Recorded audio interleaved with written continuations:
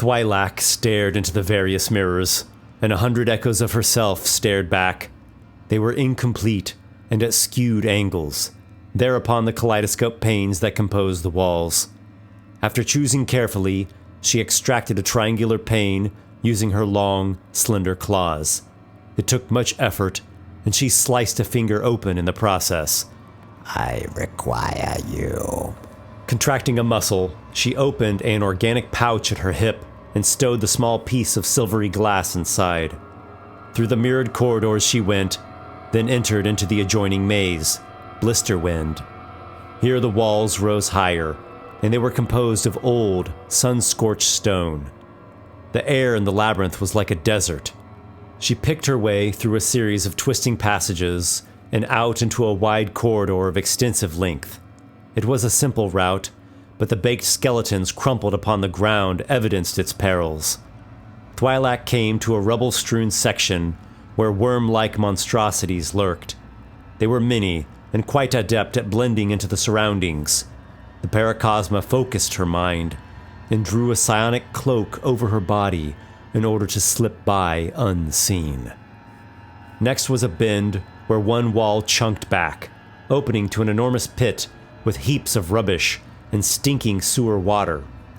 Down there dwelled bloated things with giant maws and long tentacles. Their liege had spoken telepathically with Thwylak on 2 occasions, but she suspected he had designs of entrapping her. Still invisible, she trod the parched concourse for another long stretch before taking a side tunnel. Then another still. This brought her to her destination.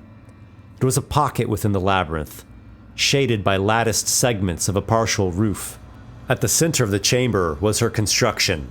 Stacked in puzzle-work tiers were chunks of split masonry and pink tan bricks. It was halfway finished at most. In her mind, the image of the completed fane emerged from the clouds of potential. The animals shall bring new life to this dry place. A sound behind the build site stopped her. There came a grunt and a heavy thud. Chunks of broken stone flew from the shrine. A jolt ran through Thwylak. She slipped around the other side of the construction to see a trio of figures. The largest was a minotaur, then a reddish salamander clutching a flamberge glaive. The shortest of the 3 was a dwarf in mail. His cheeks were flushed from the heat of the area, and sweat beaded his russet beard.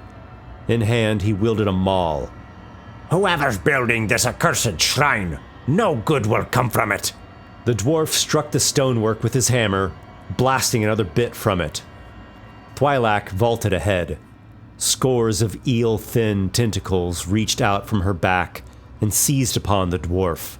Her cloak of invisibility dissipated, revealing her nightmarish visage. The dwarf screamed, and his 2 companions startled. The paracosma slipped her claws into the gaps in the chainmail and raked at the dwarf. She cast a gaze from her inky eyes at the fire salamander, and the fear of it made him balk. The minotaur lowered his horns and charged, aiming to gore Thwylak. She angled the captive dwarf such that the angry horn points glanced off the iron links of his armor. He struggled against the mass of tentacles as acidic slime exuded onto areas of exposed skin. With great effort, he nearly tore himself free, but the paracosma pulled him close again. There are 3, and strong. I shall perish if I remain here. One of Thwylak's hands lashed out, tearing through the fabric of space itself. She slipped through, dragging the dwarf with her as she went. There was a momentary rush of cold void. Then she reappeared, tearing out the other side, atop a 50-foot-high wall on the other end of the maze chamber. She flung the dwarf ahead. He went flailing through the air on the other side of the wall and smashed against the ground below. Thwylak glanced back at the minotaur and the salamander, who were hurriedly deciding which way would take them to where their companion had fallen. The paracosma channeled the remainder of her energy well. From her body sprouted a host of spindly arms and legs. Like some misbegotten spider, she climbed down to where the dwarf lay groaning. She remembered the shard of mirror from her membrane pouch. I had intended to add this to the fane today, but it shall serve a new purpose now. Twi'lek set the glassy edge to the dwarf's chin while her extra limbs held him secure. With a forceful slice, the beard came off.